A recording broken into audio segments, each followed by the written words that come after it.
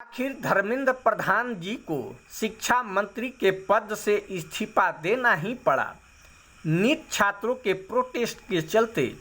लेकिन इस खेल का एक और शातिर खिलाड़ी है।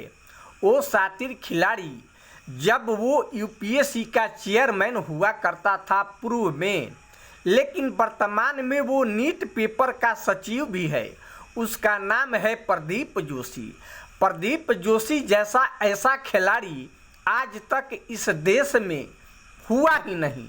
उसके जैसे बहुत सारे अधिकारी खिलाड़ी बनकर नेताओं को फाइल पर साइन करवाते हैं उनके सचिव बनकर, लेकिन ये इन बेचारे नेताओं को तो बात समझ में नहीं आती है। लेकिन वे केवल साइन करना जानते हैं, लेकिन उस कागज को पढ़ना नहीं जानते। आखिर नीट का पेपर कैसे लीक हो गया, ये सवाल तो बनता है, लाजमी भी है। आखिर जहां वो नीट का पेपर तैयार हो रहा था वो लीक कैसे हो गया, यह विषय वस्तु सबके लिए है। क्योंकि आप नहीं जानते, भारत जैसे देश में जितने भी अधिकारी हुए जिनके भ्रष्टाचार के दाग भी लगे, लेकिन उनका नाम उजागर कभी नहीं हुआ।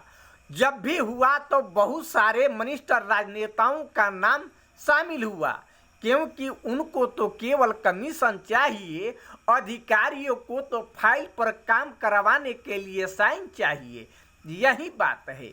लेकिन अधिकारियों के बारे में आप नहीं जानते। जब वे शिक्षा एजुकेशन के फील्ड में थे, पढ़ाई के समय उन्होंने बहुत दिमाग दिन रात जग कर खपाया है, तब जाकर ऐसी नौकरी पाया है। नौकरी पाने का मतलब यह हुआ कि भ्रष्टाचार कोरे कागज पर साइन करा करा कर धन बटोरा गया। थोड़ा बहुत एक दूसरे के साथ बांटा भी गया, लेकिन हेरा फेरी के नाम पर ये दोनों आपस में मिल बैठकर खा जाते हैं।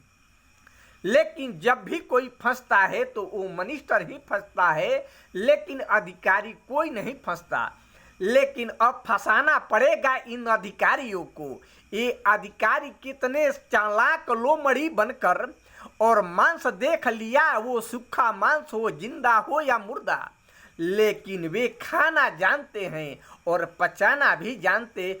ऐसे लोमड़ी को भी जाल में फंसाना पड़ेगा, ताकि उनका अहम भूमिका, अहम किरदार जो निभा रहे हैं, उनके बर्बादी के कगार पर पहुंचाना होगा। ताकि जब तक इस देश से भ्रष्टाचार के कोर जो हैं, ये अधिकारी हैं, इनको जब तक सबक नहीं सिखाया गया, तब तक इस देश का उत्थान कभी नहीं हो सकता। नेता तो केवल चुनाव जीत कर आते हैं, जनप्रतिनिधि कहलाते हैं, लेकिन ये बहुत बड़ी शातिर मजे हुए खिलाड़ी बनकर अपना काम खुद निकलवाते हैं। सबको समझना पड़ेगा मेरे भाई, इस विषय को समझिए। तब तक भाई मैं कर रहा हूँ, धन्यवाद, नमस्कार।